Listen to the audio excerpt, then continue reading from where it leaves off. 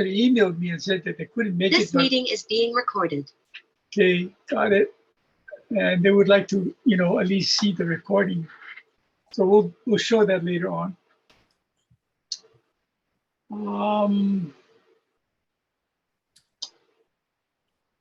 At this point in time, let me just say welcome to all of us. Oh, we have another participant joining in. Welcome, and the Mindful Hawaii community appreciates your presence, because by being here with us, it affirms our community, you know, and I think that's very important. And but before we start having a conversation with Jan, I wanted to kind of make a few announcements here today. Our next community meeting is slated for May 21st, 1, 2, 3, and it may be an in-person meeting. I will let you folks know where it is going to be. And I still have, I'm still working on our guests for that meeting, but it will be an interesting person like Jan. And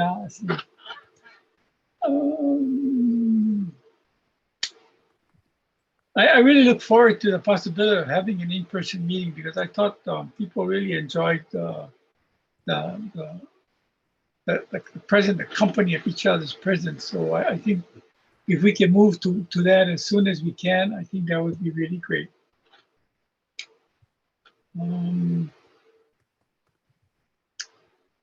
Let's see.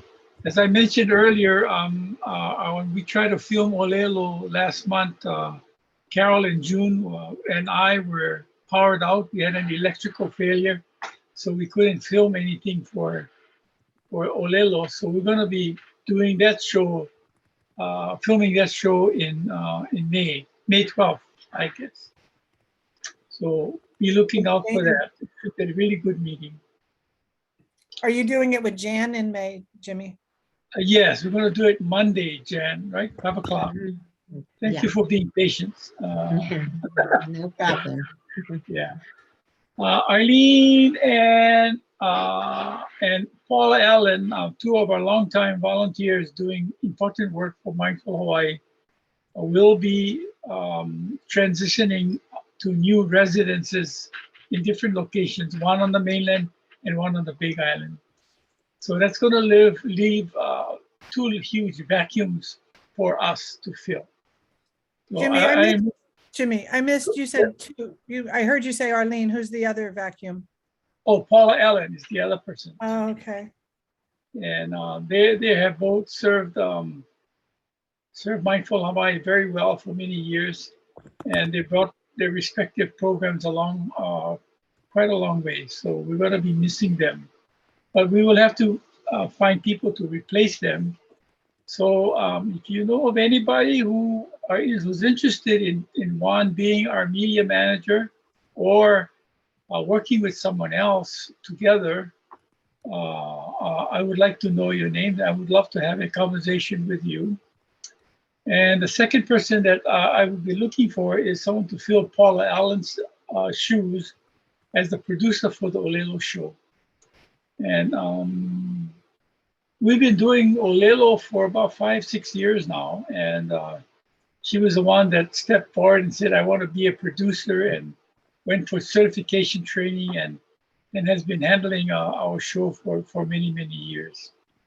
It's too bad that she's going to be moving to Waikoloa on the Big Island, maybe in a couple months. So I'll have to fill that shoe. Very important. So if you know of anybody, let me know. I'd appreciate that. I'd be happy to talk with any person. Let's see.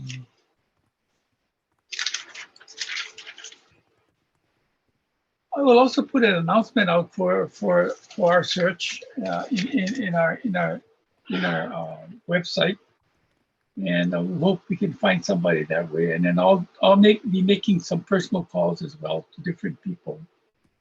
Hopefully through that process, we can find somebody to fill in those very important positions. Any questions, anybody on the issue? I just wanted to mention that I'm putting the things Jimmy just announced into the chat for anyone who's arrived late or was looking for more of the details about the things he's just announced. So it's there. If anybody is interested or knows or know of anyone, they can call me on my cell, my mobile number. It's 808-386-3728. Jimmy, say it again. 808-386-3728. Okay.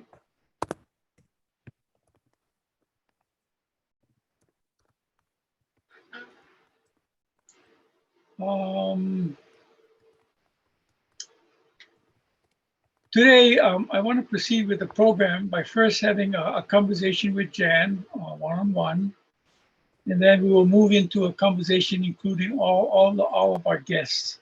We have 10 people today so far. It's growing, and that's good news. But anyway, we'll have a open conversation with Jan later on in the show, and when that time comes, I guess you can raise your hand, or or do a chat, do something in the chat, raise a question in the chat, and I think Marina can forward it on to us. Okay. Yeah. At this time, I just want to say that Jan is not only an interesting person with a long story to tell, but I also have known her for a long time. So she's a friend for a long time. So Jan, as a friend to another friend, thank you for joining us. Thank you, Jimmy. Thank you so much. As you may already know, Jan is a teacher. She's an educational administrator and a community leader. And she's been involved in various community projects.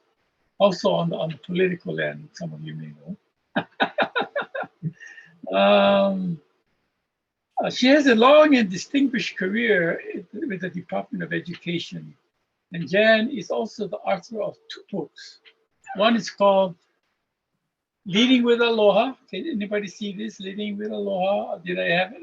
Yeah, put it in front of your camera. There you go. All right, let's see if I got that. Do I have it?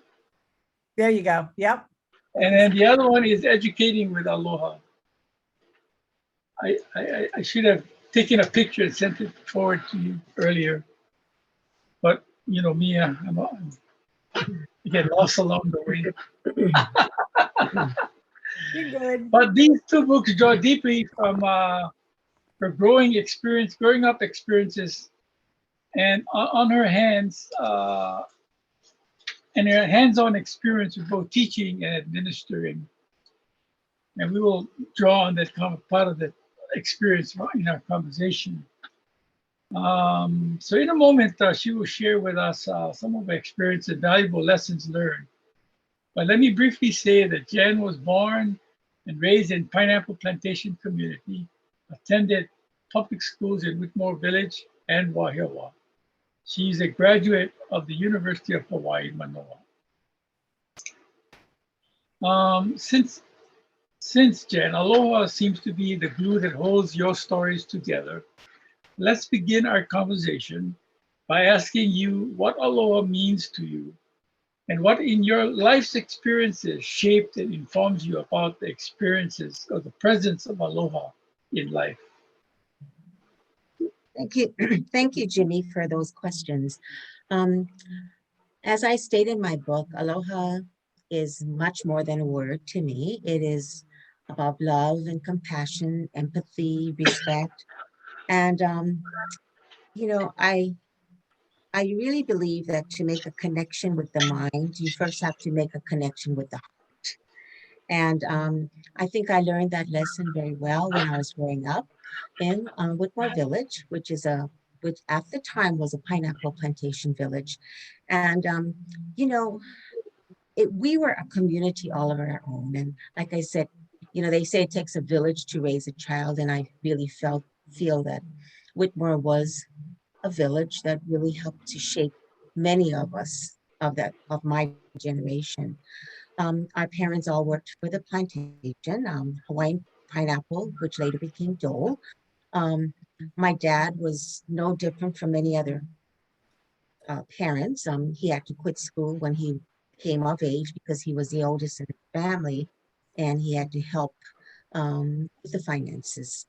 Um, but the community was very close knit. Everybody worked for the pineapple plantation. Everybody was in the same boat. We didn't realize at the time, but we were probably pretty poor. But we had many rich experiences. You know, the neighbors were so generous all the time. Um, my mom remembers, you know, she there was a time when she had 4 children, 5 years old and younger. And so she was pretty tired, I'm sure. Um, every time she would put out the laundry, you know, hang it up because there was no dryers at that time.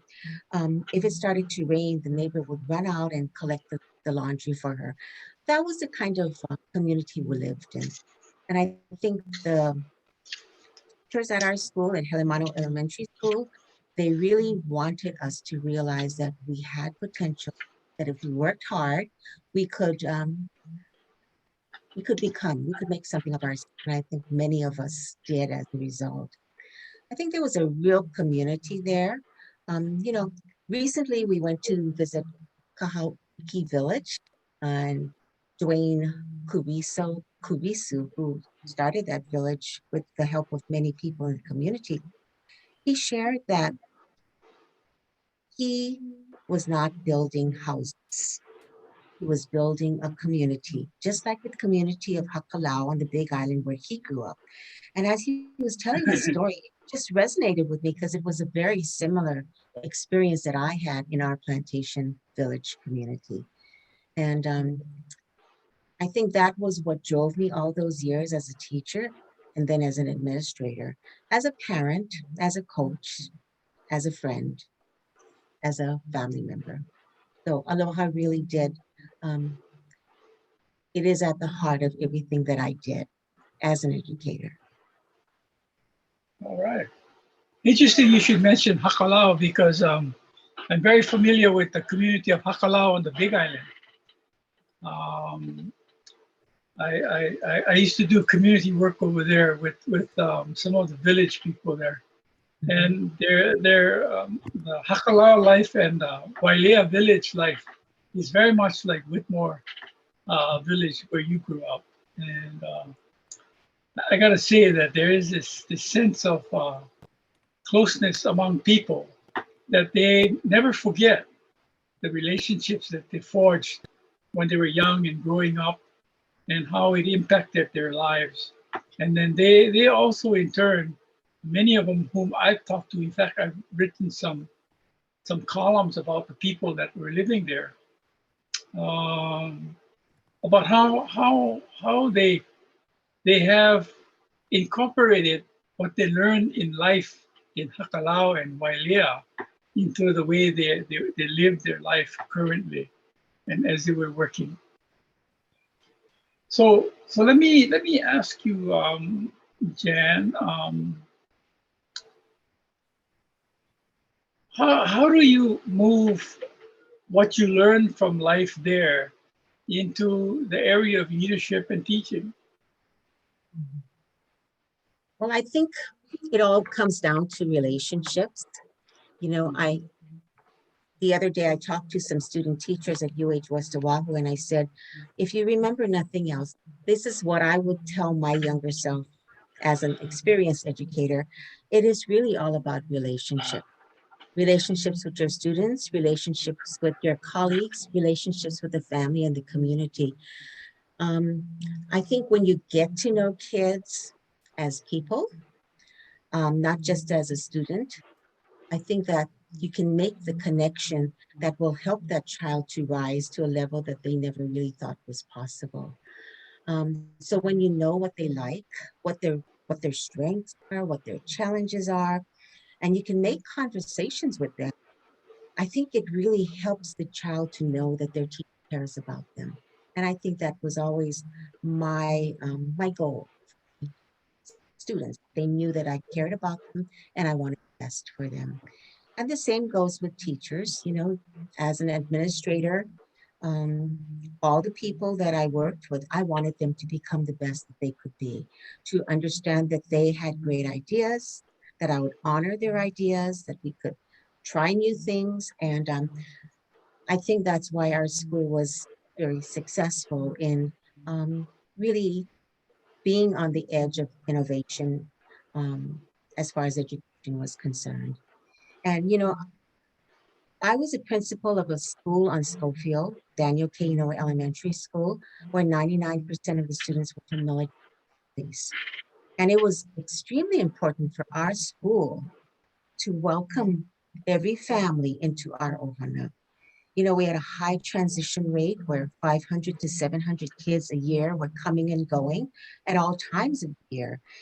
And it was really that feeling of welcoming them into our ohana, making them feel comfortable in their classroom. That was so important because I could not imagine being plucked from one school one day and then having to make the trek across the ocean to come to a new school. So aloha was something that we really emphasized. And I think all of our staff um, contributed to making our school environment one of aloha. Mm. Yeah, when you talk about school and relationships, I'm reminded of my experience as a PTSO president for a couple of years at Mauna Loa Elementary School. Some of you may already know that Mauna Loa is about maybe 35% military families. And as the president of PTSO, I remember the first the first annual meeting that we had. Some of the parents came up to me from who were military family, um, and they said, "Well, we don't feel as welcome here as we want to be." And so I said, "Okay." So I remember telling the principal that, and I remember he and I decided that we were going to visit each township in the Aliamanu military reservation, which we did, and we began a conversation. And then we began to open up the school avenue in terms of the conversation with the military families. And so I think being open to people, being akamayo, being aware of what they're saying or what they're expressing or I think that's very important. We don't call it aloha, but that openness that comes with reaching out to people is part of what I call aloha. And I think that's what you're talking about. Now, in terms of leadership uh, uh, uh, challenges, you may have had some difficult employees that you had to lead. You might want to, maybe you don't have to last names, but what can you tell us some of the challenges that you were faced with, Mm. and how aloha came into that Mhm. relationship? Okay.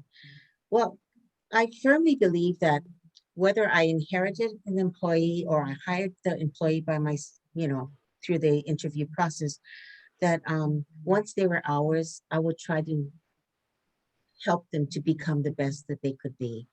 And yes, sometimes it's a little hard, but I think just like with the students in my classroom, you have some that are harder to reach or that may have a little more challenges than other children.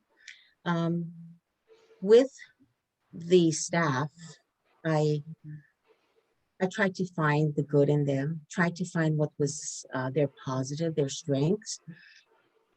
Did a lot of coaching, where I would sit with them and we talk story, and I would ask them to share with me and then ask them questions so that they could have a better understanding of what they were expected to do, or especially when we had our evaluations. I did not want any of our teachers to feel intimidated by me when I went into the classroom, because then they wouldn't really maybe do the best, put the best effort forward. And so I tried to make sure that they understood that I wasn't there to judge them, but I was there to help them to become better teachers. And that's what we always want from everybody, right? We want to improve. As a teacher, I know that from the first day I taught until the last day I taught, I made a lot of improvement, and you make mistakes along the way, but it takes a reflective and perhaps a coach to help you to realize, okay, what could I have done better? What can I try next time? What can I go back and maybe we can do this lesson over and have better success. So um, for the most part, I feel that the staff that I had was very invested in our school. And I think that was very important. They weren't there just to take up space. They were there because they truly believed in what they were supposed to be doing, which was to help the students to become better by the end of the year than what they were at the beginning. So Jan, Marina had written in the chat that you were interested in questions from the audience. So Yes. I have a question for you. Okay. I wasn't sure what age group you were teaching. You had mentioned some elementary, and I thought I heard UH, but in any event, I think the question applies. Having come from a simple life where, you know, we don't realize till we grow up that, oh, I was poor, but rich in spirit and rich at heart. And the lessons of the value of simplicity, I think, run very deeply in us as a core sense of what human goodness is. And so as you're working with students in today's fast-paced, high technology, high competitive environment, how do you translate that message of the basic human goodness that's within you, that you know, to reduce some of that stress of competition and really connect with that aloha that is a spirit that lives in them? Thank you. And just to clarify, I taught preschool and first and second graders. And for one semester, I did teach students at a community college, but and my most of my experiences were at the elementary school level. Okay, yeah. So your question is, how did I translate my upbringing into today's fast-paced world to help students today? Is that what you're asking? Or how do we? Yeah, I think at any age, students today feel a tremendous amount of pressure to compete in classes, to compete in sports, to, you know, be approved by others. And so I'm just interested in how the lessons you learned coming from a life of appreciating the simplicity and connecting to the aloha might translate to people who are stressed by today's fast-paced environment. Well, my opinion is that today's fast-paced environment is oftentimes a result of adults putting pressure on students, putting on pressure on their kids to be the best. And I think that in schools, what we try to do, and I think what many schools do, is actually we focus on what we call social emotional learning, where students learn how to cope when they are having challenges, how to talk to other people, you know, so that you're not accusing people unjustly, how to handle problems in a way that is respectful. And I know that schools, especially after the COVID, pandemic, they realize how very important social emotional learning is for students. And they are making time to do that. And I think that's very important. I know we had already done that prior to the pandemic, so I'm sure that they're continuing those lessons. But I think that many times it is the adults who are putting the pressure on the kids to do their best. And I think at our school, we really focused on things like cooperative learning, learning how to work with other people, how to find strengths in others, and how to, we focus on project-based learning, which is really about working together to resolve problems that kids may encounter in their world. So talking about, you know, kids would say, we should be recycling more. And then they would they would learn about recycling and the 3 Rs. Others would learn about Native Hawaiian plants and how they were losing, you know, how they were not as abundant anymore. And then they would work with a community organization to plant more Native Hawaiian plants.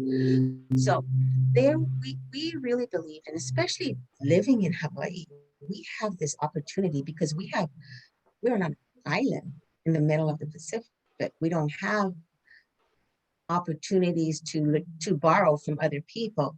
So especially because our children were military kids, we really made it a point to get them to understand that they can be part of the solution, that they can ask the questions, what can we do to make this world a little better? And they did. I mean, it was really amazing to see the projects and the pride the kids had when they were making a difference for someone else. And it could be as simple as going around and picking up trash around, you know, I made a difference. We wanted them to know that they can, even if they're kindergarteners or preschoolers, they can still make a difference for other people. And I think schools are doing that. I don't think that maybe schools don't emphasize it enough in the public, in the press, but they are doing wonderful things. And I think, I always think that they should be sharing more with the public, and many schools are kind of hesitant to do that. So, but they're doing wonderful things. I'm just going to thank you, Jan, and apologize if I seem distracted. I'm just taking some notes, so I may put something in the newsletter. So if I'm not watching, it's because I'm listening and writing. So thank you very much. Okay, no problem, Jenny. Okay. Thank you for your question. Anybody else have a question to ask or want to make a comment? I do. By the way, Lonnie, are you there? I'm here. I just ate lunch. Sorry. Hi. Aloha, Oh, Jan. hi, Lonnie. I'm in Kohala. So, you know, I hear you. I grew up on the plantation here. So yeah, all the, you know, and I thank you. And I'm also an educator. I actually work with Tutu and me. I have my stuff on here. Yes, I see that. Yes. You know, and I've taught to, my question, you know, I just was talking, I'm in the old teacher's cottage. I don't know if you guys had teacher's cottages, right? We have one left in Kohala. So my office it's got a lot of mana from the teachers of the past. But my question, I guess, is, you know, teaching to the test. Yeah, no child left behind. And yeah, I just was talking to someone at the end of the year. It's like they're testing. I also practice conscious discipline, which I don't know if you're familiar with it, Jan, but it's a social emotional program developed in the mainland. And actually, I just did a workshop yesterday for this conference, but it's all about connection. You know, and that's the bottom line. That's why we in Mindful in Hawaii, you know, it's about that connection. And so anyway, that's my comment, but maybe you have a comment about the teaching to the test and yeah, how do we get the connection back? You know, you were saying that you know, you connect with your teachers, and I think what I see nowadays is everybody's so busy because they got to meet the standards. They got to do this, that teaching has gone. So anyway, thank you. And mahalo for your mana'o. Thank you. Well, anybody who knows me knows that I do not believe in teaching to the test. And our teachers, of course, we wanted our kids to do their best, but we really believed that we needed to educate our kids to be good citizens and not just good test takers. And it is hard because everybody rates schools based on their test scores. And, you see it in the paper, and your school is not as on the high end. We never were, we're kind of in the middle. But I just never felt that it was, you can't tell how successful a child is going to be by their test scores. And there are many students that we had who did not do very well on tests. They may have had some special education services. They might not have. They might have had a little gap somewhere because they were traveling or they were moving from place to place, but they were good kids and they were good leaders as well. And I would take that kid any day over somebody who scored very high, but who was not a good person. And so we tried to make sure that our kids had a balance, that they understood what was important. The test taking was, we had to do it. It was required. We just want you to do the best you can on the test. And when it's over, it's over. And the truth is they don't even see their scores. The teacher sees the scores during the summer probably, but so there's not that much that we just wanted the kids to be good kids, especially because we only had them for a few years. In that short time, we wanted to be able to make the biggest impression on them, to treat them with aloha, to have them embed aloha in whatever they did, so that when they went to whatever duty station they went to next, that they would be ambassadors of aloha, that they would be showing their new school and their new students and their new teachers what aloha really is about.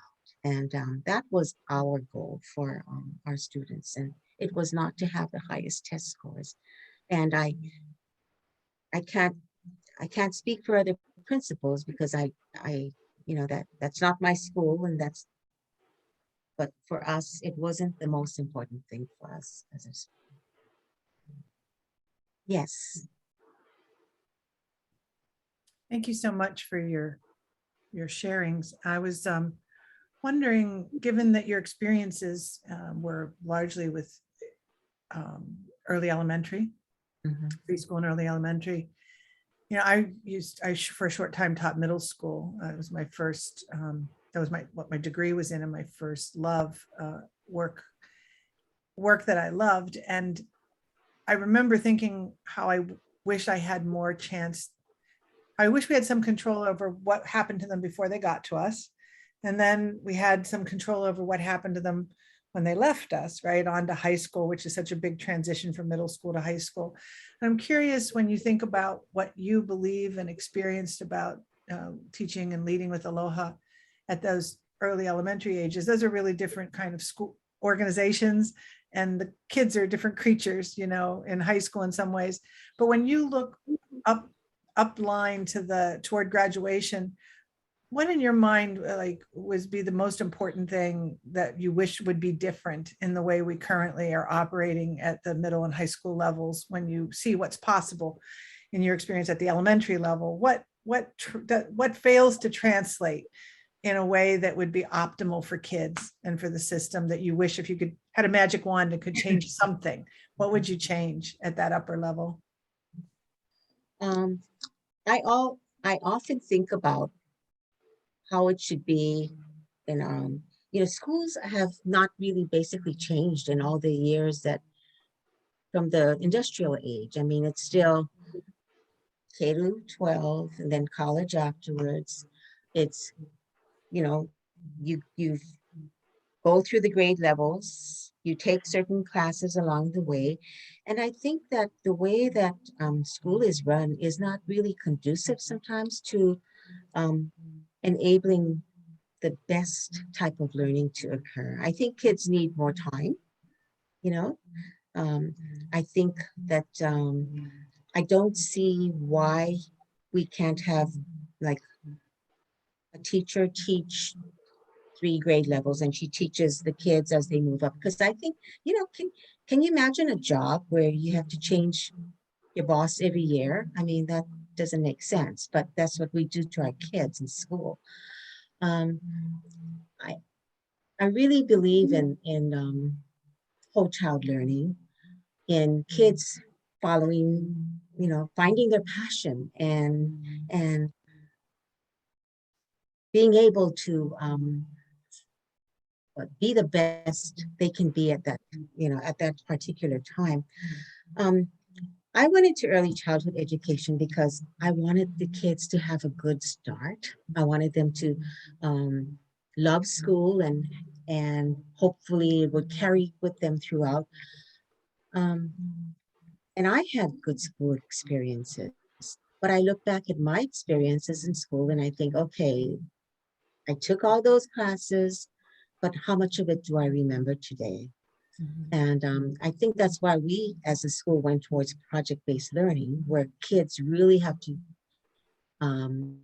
do their own questioning and working with other kids to make it more like what we do in real life and work, and they don't often have that many kinds of experiences. And it's all, take a class, listen to the teacher, take the test, move on. And that's not the way kids remember things, So I think I would redo the whole school, the whole school system, but it's just a big So challenge. hard. It's very, very I was intrigued to hear your answer as you went around. You ended up at project-based learning as one of the most significant changes that would, if it were going to work at the upper levels, especially given testing and the structure of schools and the disciplines, the way they're all siloed in their separate subjects. Because for folks that might not, be in education, project-based learning sort of follows a natural curiosity about a question or a phenomena. Like you're like a little scientist, and then you work in a team to figure it out and solve it together. And it usually has a relevance to where you live and what's right around you. So there's a connection to community. And I had the chance to work on the West Side with project-based learning that's been happening through Native Hawaiian education funds a lot. And it's been interesting to see how challenged the system, the DOE, is to appreciate what's been possible through those funds and working with teachers to teach in project-based ways, but they can't sustain it because the testing schedule and the expectations for matching the curriculum that's sort of in a lockstep approach doesn't fit with the natural unfolding of learning and curiosity in a group, in a place at a time. So you watch them light up and then you watch them shut down, because like the ability to support that kind of learning for themselves and students, like teachers seem to be as excited about teaching this way as students are about learning in this way. And I remember the message of, what I know, I did the evaluation on a lot of these projects. And so I know that when we talked to the community practitioners and the teachers and the administrators and the students, the story they would tell you was the importance of relationship first, to each other and to the place and to the topic or the question that was driving them. And then from that, there was relevance. It felt important and worth pursuing, and everybody was involved together around something that mattered. And then you had the chance to expect rigor, to sort of strive for sort of serious learning and connecting content that you want kids to have with the experiences they were having. But for teachers in their professional development, as well as students, it had to almost follow that path. First, you had to feel connected to each other and something that mattered. Then it was important. And then once you were connected and it was important, then the rigor was a natural development in terms of excellence, So I look at that and I've just been so tortured that high school and middle schools increasingly find it hard. It's easier to do project-based learning at elementary schools in some ways because of the less high stakes on the testing, and the curriculum is a little more integrated. But I'm happy to hear you say that in your own observations, you think that would be a big part of, and in order to do project-based learning at the upper levels, you'd have to really reconceive how the school is organized, scheduled, structured, and tested. Yeah. Well, very interestingly, they did a study, and this was with elementary kids, but some students were taught the content. It was social studies content, the traditional way through texts and quizzes and tests and all that. And another group learn the content through project-based learning. And at the end of the unit, they took a test. And both kids, both grades, both styles of learning, they scored about the same amount. A year later, without any pre-warning or anything, they took the kids and they gave them the same test. And the ones who did the project-based learning, they scored way higher than the students who just learned through the textbooks. And it was because it was meaningful. It was connected. It was something that was really, it stuck with them. And we want learning to be sticky, you know? I'm sure what Ian's on board on this call, this Zoom, and if you talk to Ian, I mean, my goodness, he will tell you how involved kids get when they are doing projects like Altino coding or robotics or any other, you look at the kids in the Waianae Coast in the Sea Rider productions, and they do amazing work. And I don't think that if you taught them in the traditional way that they would not produce those kinds of outstanding work. So I truly believe that we need to relook at school and see what really matters to our kids.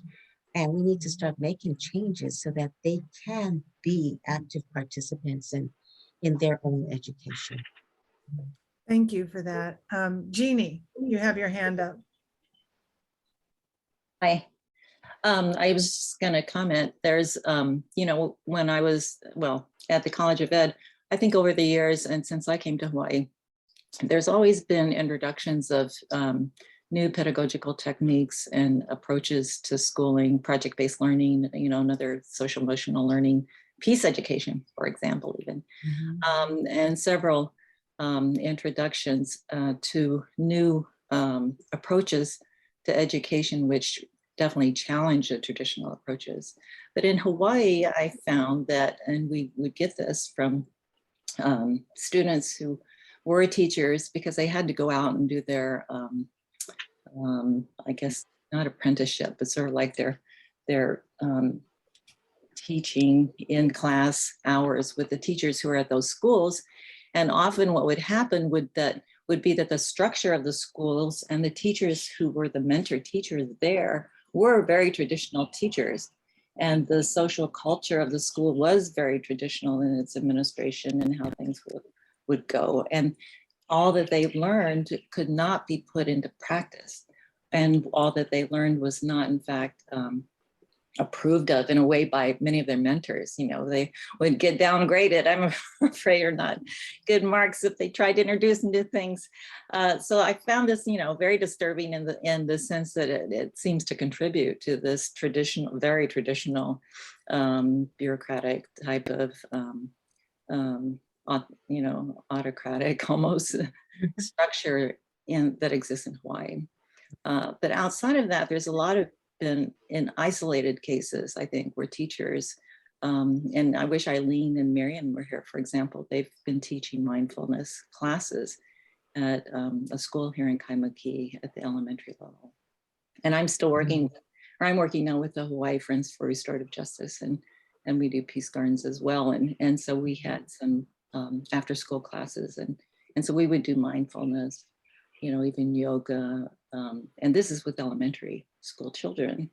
So I'm just wondering what you think of the introduction of those types of classes in part of the traditional, I don't know if requirements is too, bureaucratic a term to say, but definitely be more open to introduction of mindful classes for all levels, at all grade levels. And then a second follow-up question would be, you're being a member of the alumni group at Hawaii or at the College of Ed. Do you have any influence in bringing these to the Board of Education or raising these questions, about what's going on in schools and such? Okay, thank you. Actually, what you said, Jeannie, is very similar to what I've heard from professors at UH West Oahu, because we had a strong relationship with that college, and they said, And it wasn't at our school because our teachers were much more open about letting the student teacher try new ideas. But they did say that some of the student teachers were a little concerned because their grade lesson could not be implemented because they were doing a structured program. Um, I don't know what the answer to that is. I think that it really comes down to the administrator and what they believe, I think, and whether they have the, what, I shouldn't say freedom, but whether they believe that they can let their teachers um, be more open about trying new ideas. Um, and from at our school, it was really, it wasn't top down, it was always from the bottom up. The teachers came up with great ideas, they tried new ideas, and that's how, it got shared as a result, because if it was successful, the expectation is you're going to talk to the grade level teachers and let them decide if they want to try it as well. I think that many schools are starting to do more things like mindfulness. I mean, they have programs, that are geared towards social emotional learning. I know that some of our teachers used to actually do yoga with their kids, and it was very, very popular, and popular with the parents as well, because the kids would go home and tell their parents, try this pose, or this is what I did. But it really is about making sure the kids are in a good place for learning, because if their mind is, all jumbled up with things, they can't really take in, I mean, they're not going to be good learners. They're not going to be learning um, as much as they could if their minds were open. So teaching them how to relax, how to open their minds, how to be calm. I think that's very important in today's world. And, too often, and I believe that parents today want the best for their kids. I forget who started that conversation, but they want the best for their kid. And, oftentimes we want more for our kids than what we had ourselves. So they have their kids in so many different activities, or and so they don't have time. The kids don't have time to really relax and find something that they want to do on their own, because their time is just so, going from here to there. After school, they go to this practice or that, and then they got to do homework, and it it's kind. I think kids need to have time to just chill out. I mean, I know that when I was growing up, we didn't have opportunities, so we went out to play after we got home from school, and we did our homework, and then we went out to play. I think sometimes we are overstressing our kids, so giving them those tools that they need at school so they can apply it hopefully at home, I think that's a good thing. And I think school is not just about academics, it's about social emotional learning, about knowing who you are, and how do you react when somebody says something to you that you don't think is appropriate. How do you relax when you're feeling stressed? I think that's very important for all of us, not just kids, but for us as adults as well. Yeah, I think it was very effective actually with elementary school, kids that we had in the after school program, because, and it seems like if they can learn those kinds of practices very early on, then potentially they won't be so, they'll be more circumspective and reflective, hopefully, as they get older, as opposed to being kind of sucked into the system with dominating parents. But I mean, certainly it's too bad we didn't have more principals such as yourself, who are open to these ideas, because for sure at the teacher level, they have to have that approval from the administrator, to conduct these things. Yeah. Thank you for that, Jeannie. I have a question that's in the chat from Ian. He says, what's the role of the principal in 2030?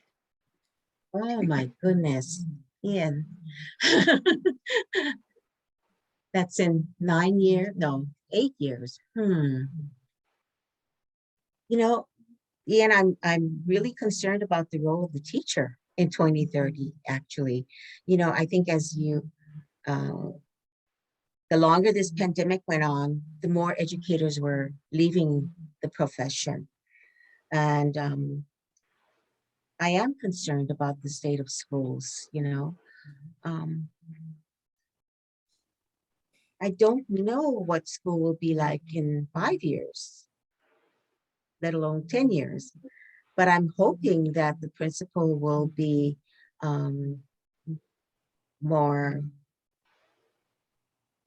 will be given more autonomy to do the things at the school that they feel will help their community. I truly believe that the school should be the center of a community. You know, well, I always wanted the school to be a place where you have medical services if necessary, you have the social services, and that parents can be a part of the school. We don't have that anymore. And I think that in the olden days, schools were more protected than they are now. I never thought about what the role of the principal would be, Ian, but I'm hoping that it would be much more of an innovative type of leader, a person who can look at their school and their special community and have programs there that will help those students to thrive and the families to thrive. So, but it will take money to do that. And I don't know. I have a follow-up question on that, and one of Okay. your comments too. You know, the autonomy of the principals, right? So what role, you know, does the Board of Education have? I mean, it would be great if all the schools could, you know, incorporate mindfulness, or we actually have a grant through PIDF with a community school liaison here in Kohala. But of course, you know, we're a town of 6,000 and we're still already kind of, you know, didn't get out of the plantation realm as far as yeah, the Aloha spirit or whatever you say here. So we do have a tight community and we do interface a lot, but I'm just thinking systemic changes, you know, so what role would the BOD have, or how do you create those? Does each principal kind of have that autonomy? I'm not sure. So maybe you can, I don't know. I think, you know, sometimes I think that the Department of Education is actually too large. And I don't know, I don't see it changing anytime in the future, but I would hope that each community, like your Kohala community seems to be, you know, the fact that you have a tutu and me program in your community indicates to me that they saw a need and they were able to bring in funds to bring the program. And can you tell me more about your program? I think you go to the homes and you work with the families and the children. Well, Tutu and Me Traveling Preschool is where they set up a preschool in gyms or something, right? Oh, okay. So that our home visiting program is only on the Big Island, and we do go into homes, but COVID now it's been on Zoom. But you know, we did have a Tutu and Me site here, but of course, you know, you said you hit the nail on the head, or whatever you call money, you know. So even with the DOE, our kids, I just went to a fundraiser, they're not having prom because the school said we don't have any money. So they're out there selling Korean chicken plates, you know, to make money for prom. Again, I know people might say, well, prom is just whatever, but you know, come on, that's talk about social emotional and talk about, you know, connecting. So anyway. Wow. But the BOD, so what does the Board of Education, Board of Education do? They're supposed to, well, for one, they hire the superintendent and they approve appointments. They also look at the budget and they They advocate for the schools, I mean, the department to get, in front of the legislature. They come up with policies and policies that maybe that are school-wide or statewide, I guess. I think they have 9 members, maybe more, but their job is immense. I mean, there's so many issues that deal with education and, I don't know. I wanted to raise maybe a strategic question about this. We had the superintendent on talking about the DOE policy of adopting the HA framework. And that has social emotional learning and room for mindfulness and a whole bunch of other really important things that we're talking about. In a policy, just because it's adopted doesn't mean it's implemented or widely supported or embraced, right? But it is a relatively new policy, and there is an opportunity there to perhaps support the DOE's efforts to advance this. And I'm thinking about that, and then I'm thinking about what I believe is still the existing but underused governance bodies that every school has as a result of Act 51 of a school community council, which I've helped school community councils try to be functional, but they don't really function like I imagine they're meant to. They're pretty paper tigers, they don't really have they have a role, but I haven't seen many or know of many that are actually using it as a chance. It's a round table of teachers. For those that might not know that, it's a governance group that's meant to provide some support, input, and accountability around some basic things that every school is supposed to do. And it's a body that's made up of the different stakeholder groups, teachers, parents, administrators, chaired by the principal generally, but every school has one. And that means that every complex has a set of them that together, I know that the Castle complex, we helped them build what they call the C4, where it's a gathering of representatives from every school community council into one council that sits at the complex level.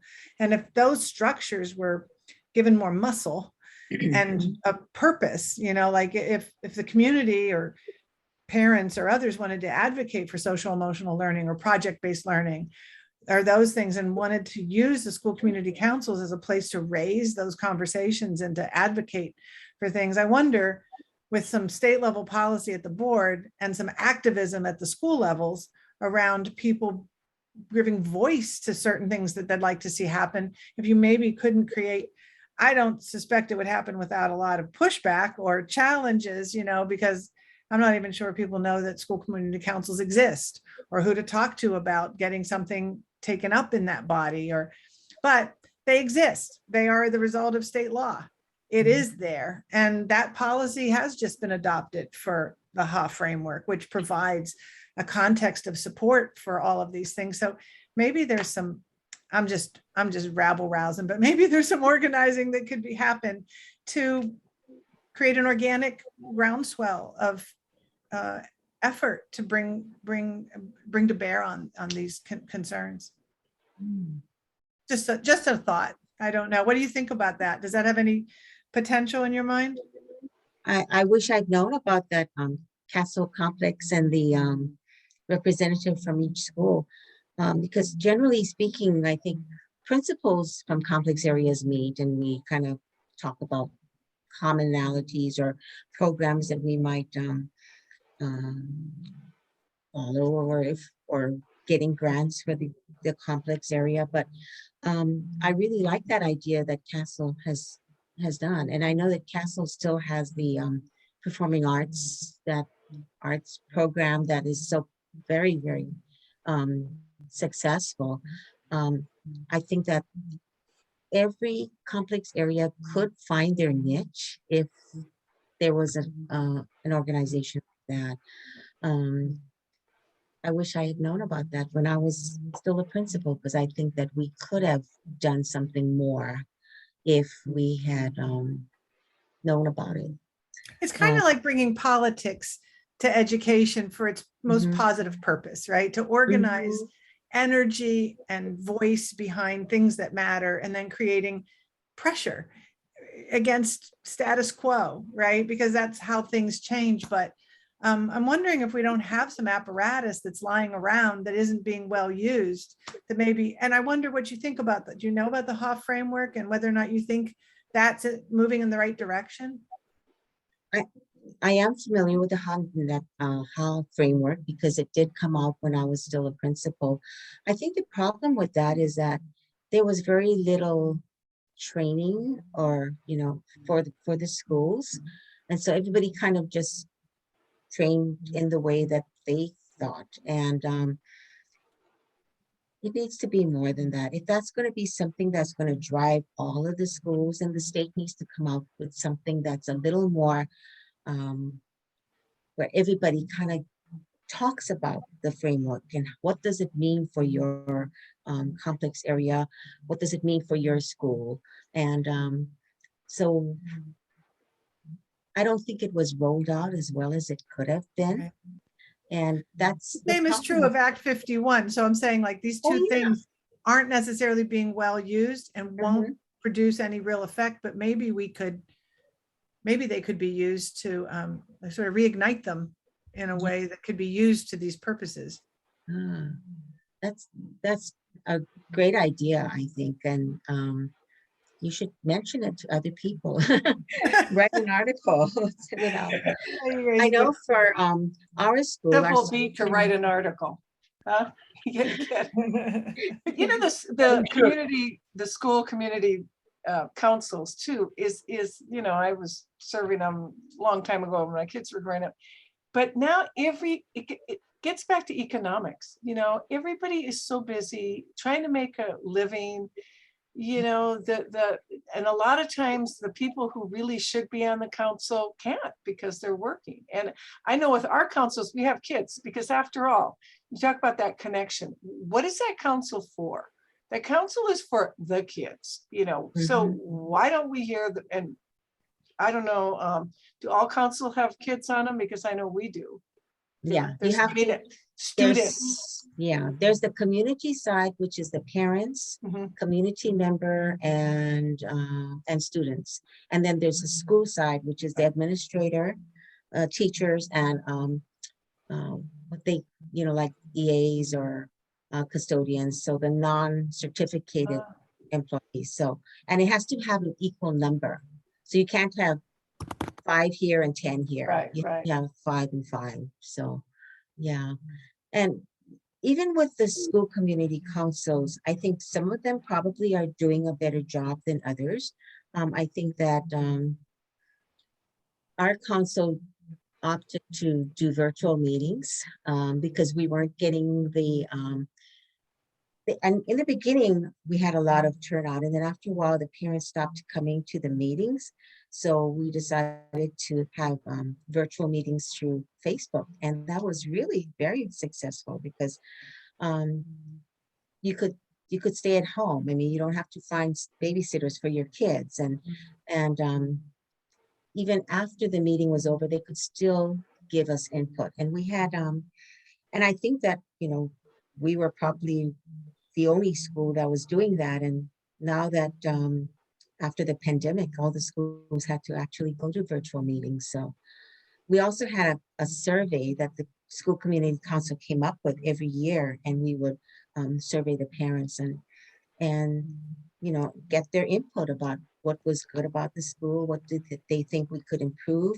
And because we have parents from all kinds of places nationally as well as internationally, we asked them what was some ideas that worked at your school where you were, and so we could maybe replicate something or try it out. So yeah.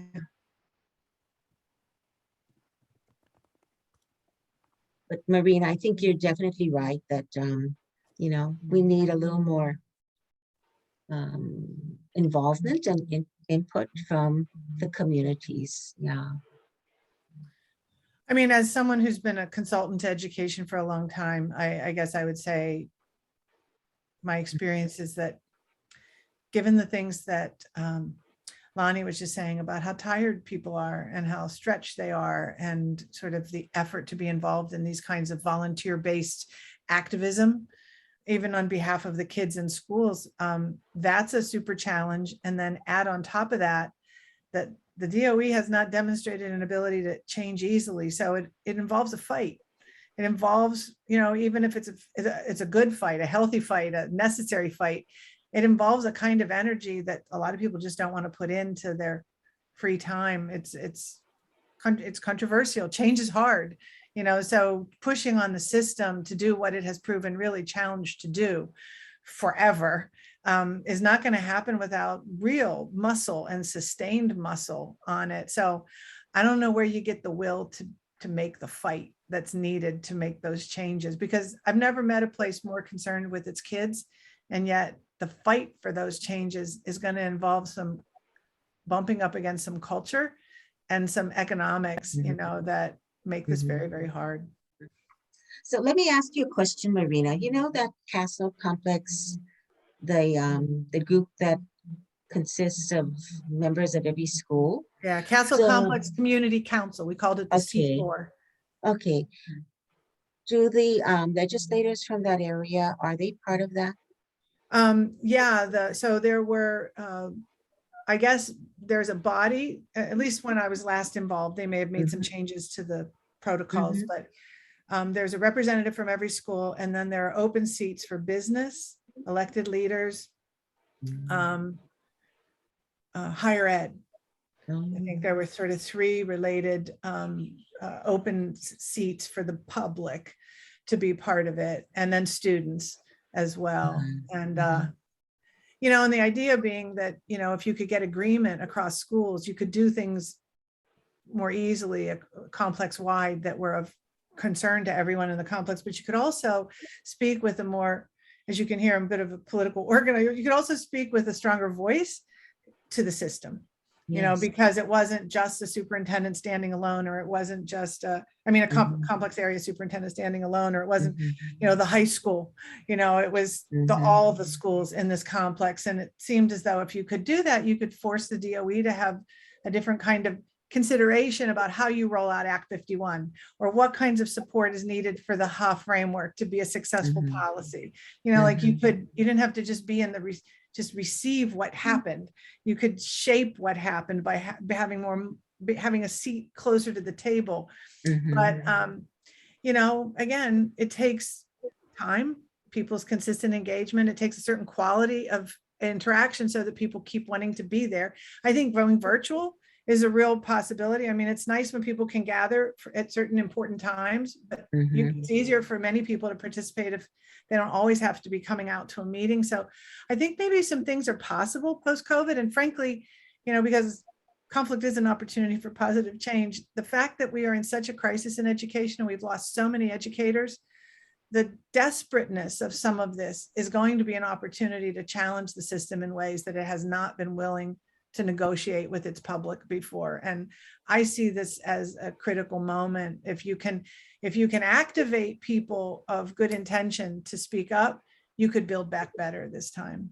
We have enough of a disruption that true change is possible, I think, because these systems are hard to change. Yes, they are. Yeah. Marina, Jimmy, Yeah. I noticed Ginny and Ian had their hands Yes, up. thank you, Jimmy. I got all involved and I stopped. I know you're moving along there. Yes, thank you. Ian, can you jump in here, and then Jeannie? Hi guys. Yeah, no, yeah, I actually was on the Castle C4 group for a bit, and eventually I was representing the business side of it. But just like any group, I mean, it's a I think that the concept of it is very good. You have the complex area superintendent, you have representatives, and so on. But like everything, there's just a limited amount of time. And to the question of like, what can we do, right? So after a while, I just said, to myself, I have limited time, and so what I can do is, because I'm with you in the sense of like, what do you do, right? And so after a while, my mind was, you know what? Because I'm from the outside, I'm from the industry side. that's where, I mean, Jan brought up, what can we do? And so this is where, it's like, okay, let's bring design thinking to educators in Hawaii. We've been doing that for more than 10 years now.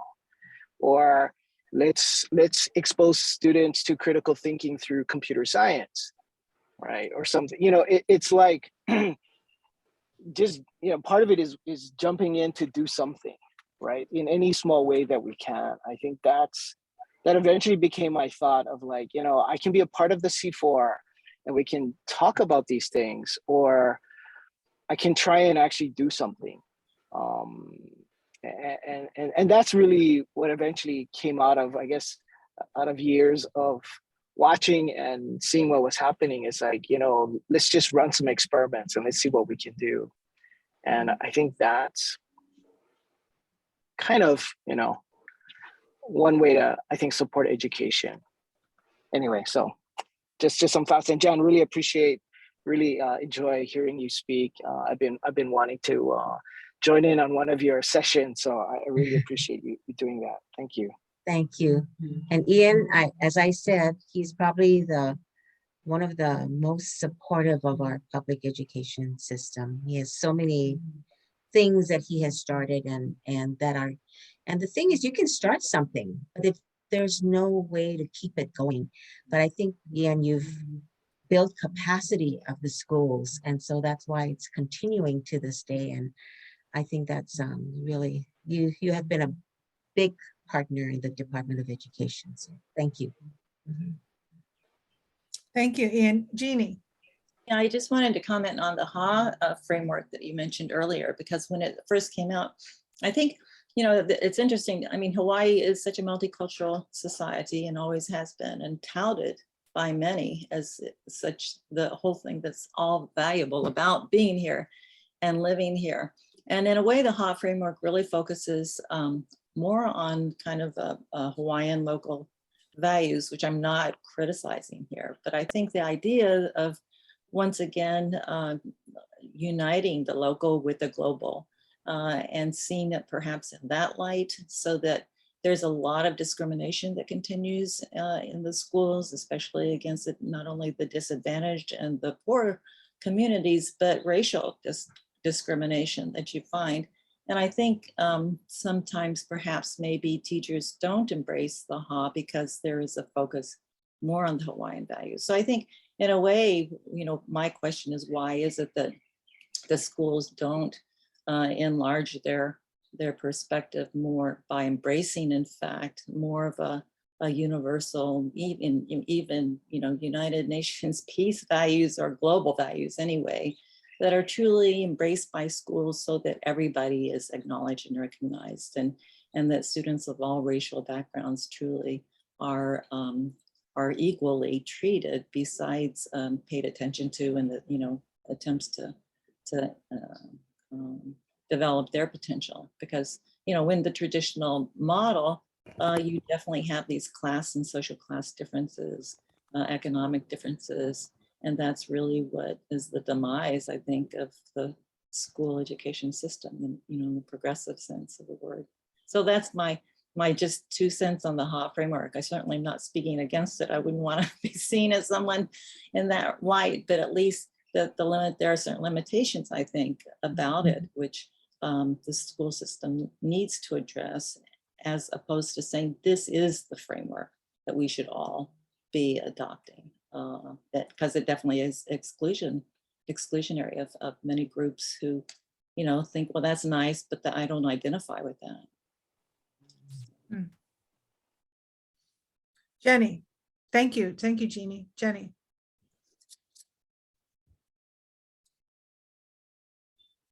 I have a friend who was involved in the farming project in the elementary schools, and she was doing this, I don't know, 10 years ago, and now I'm seeing it really blossom. I'm seeing ads for it on the television, and kids saying, my favorite class is when I go out and I do the farming project. And I think that particular project brings together so many of the threads that I'm hearing being discussed here about the project learning, being involved in things that are local but matter. So climate, what can we grow in our community to make sure that, you know, we can feed our people in the island. So this is one project that, you know, I don't have any kids in school anymore. They're out, but this one makes my heart sing.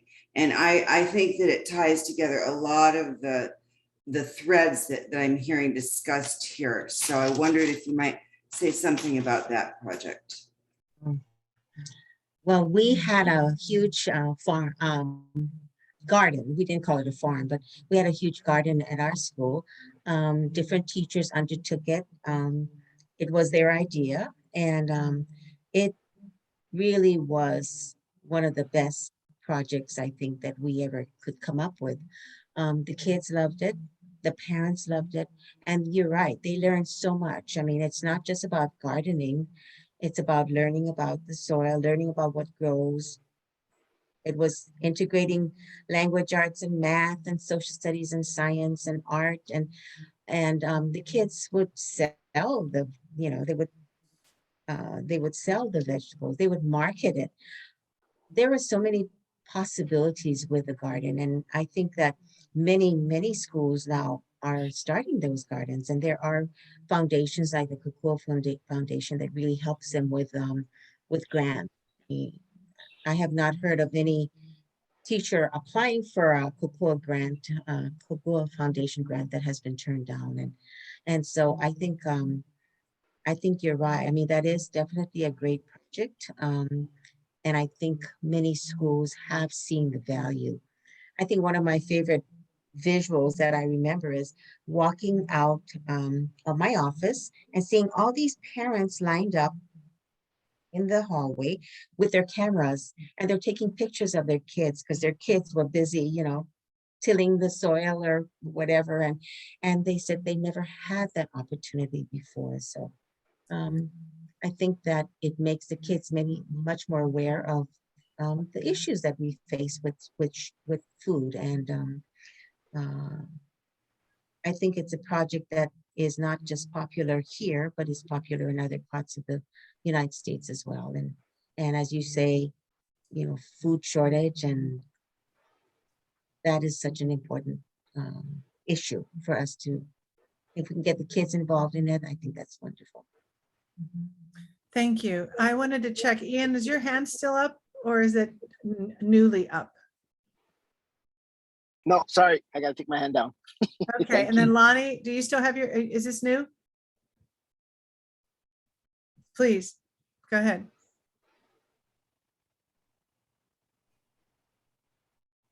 Sorry. Lonnie, okay. Yeah, sorry. Yeah, we had a, you know, farm to school program.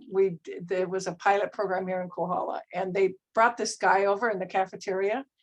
And I don't know if other schools had it. We had like a salad bar that was grown on our, it was just totally cool. But then it went poof. I don't know what happened to it. And we're back to pizza and whatever. But, and then also, you know, the Ulu project. Now they're actually, the DOE is supposed to be incorporating Ulu into our, into the DOE menu. But I think you hit the nail on the head, right? The kids just that. And then I don't know, Jimmy and Jan, when you were growing up, but we had gardening, and of course the girls had sewing, which I hated. So I used to forget my sewing so I could go in the garden.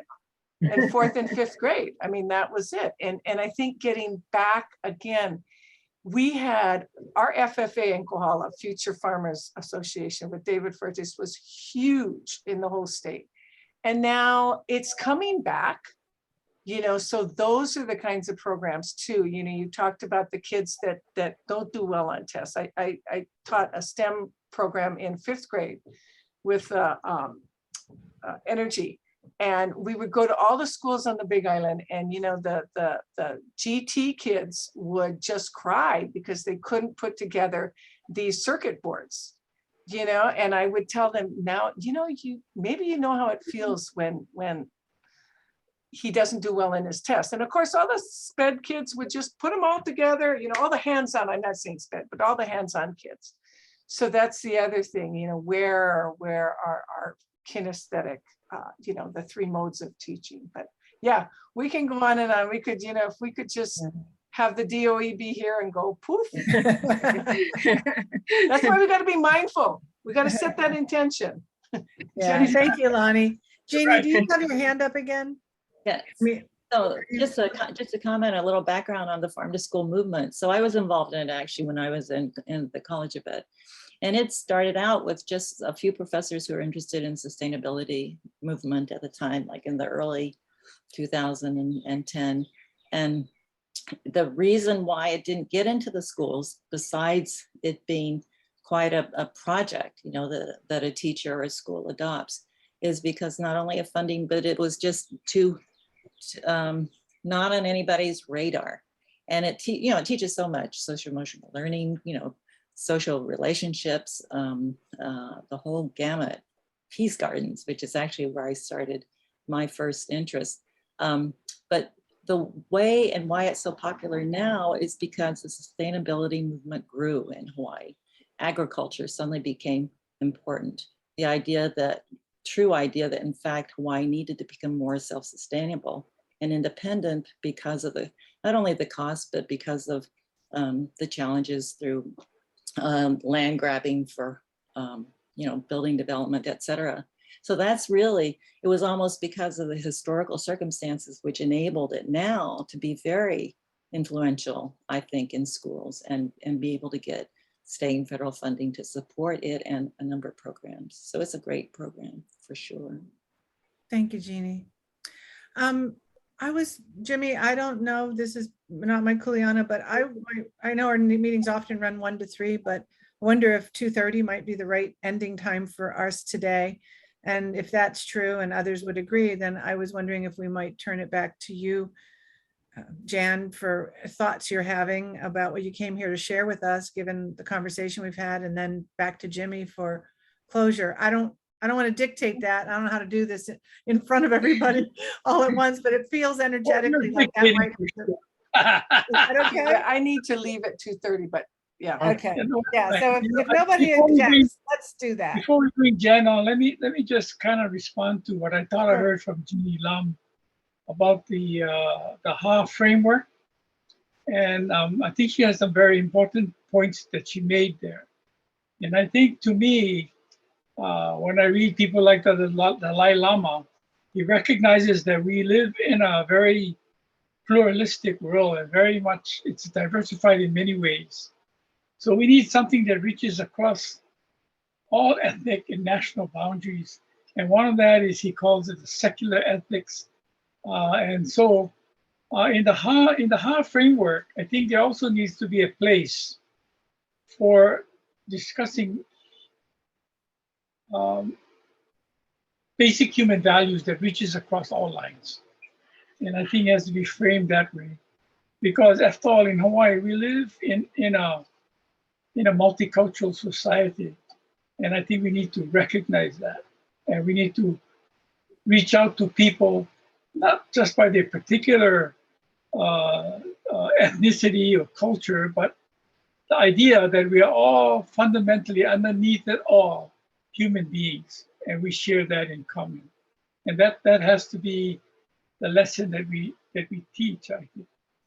The other part is, yes, we had the 2 of the Board of Trustee members on our program not too long ago, and they were talking about the HA framework.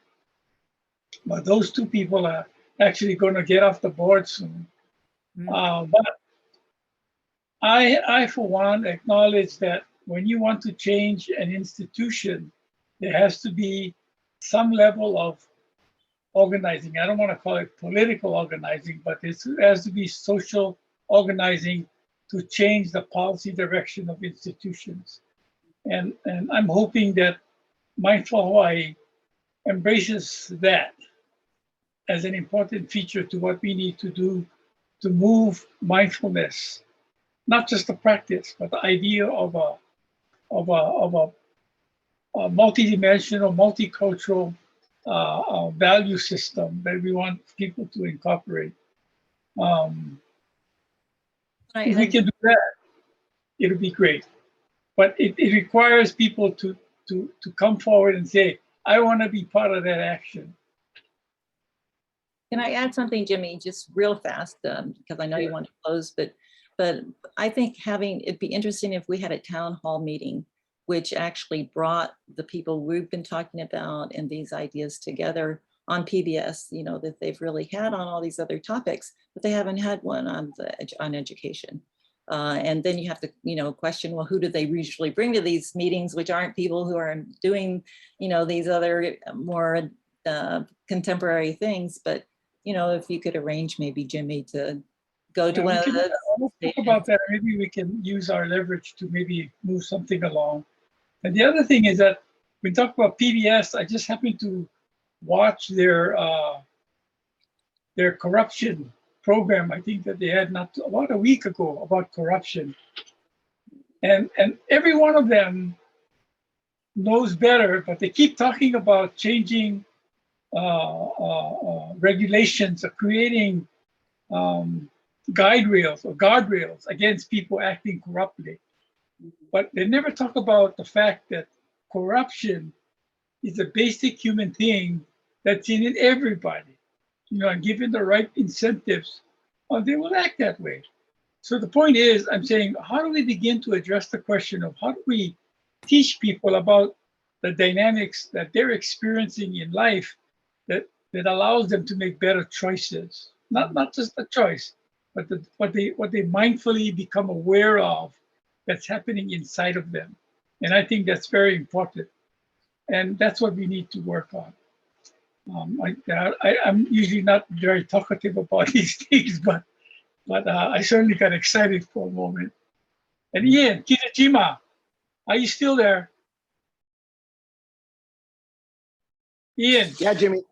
Yeah, yeah, I'm still here. I know you had a question in your chat box. It said something about the role of parents. I don't know if you talked about. Yeah.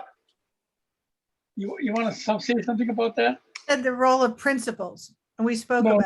You said parents. But I also have one about parents. Oh, I'm sorry. To ask Jan about that.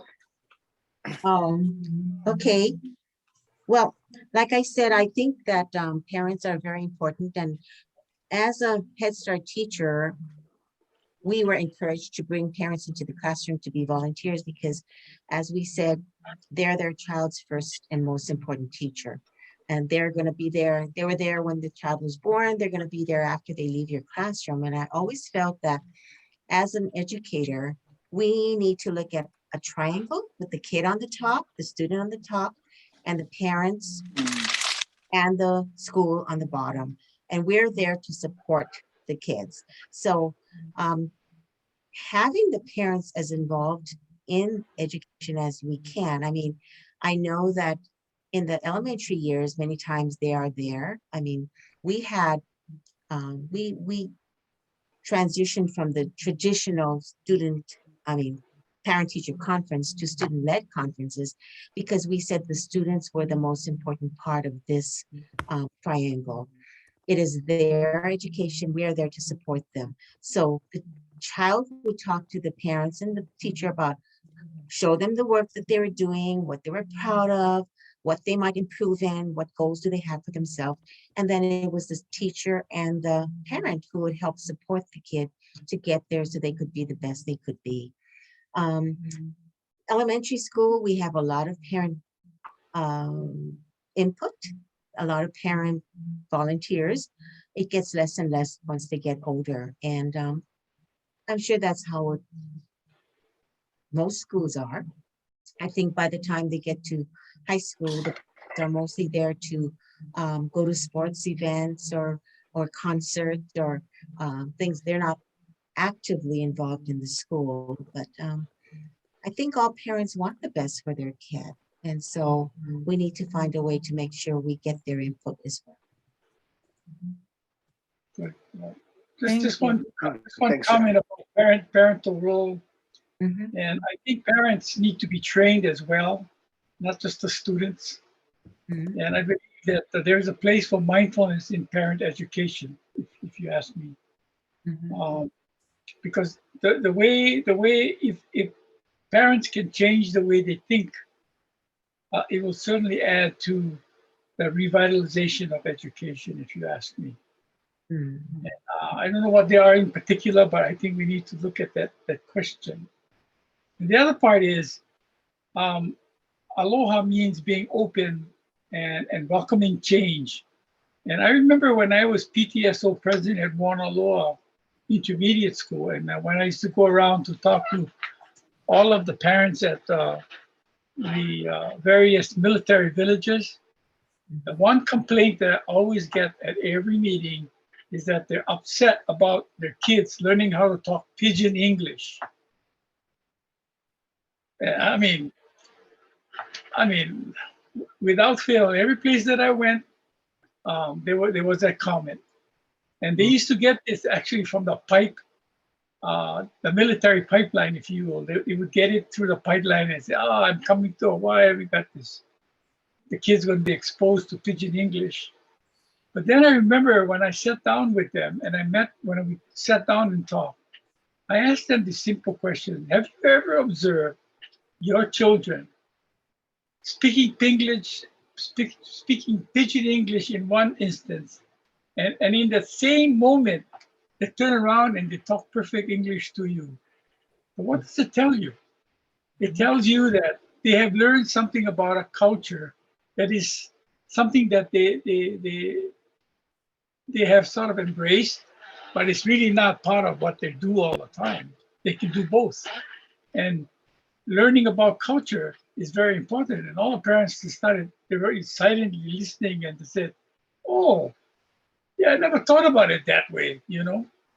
So the point is that we have to be open to see the change occurred because there was a conversation, and the conversation held an opportunity for parents to see something in a different way. And I think that's part of actually teaching with aloha or leading with aloha is trying to create an open situation. But anyway, I'm going to bring this to an end. I think I've been prodded. And I want to thank everybody for being here. It was a very interesting conversation. And I hope we can have more of this, and maybe we can have again another session maybe down the road with a little different kind of turnout. Other than that, I just want to thank Jan for coming on and engaging us in the conversation of leadership and education. I really appreciate that.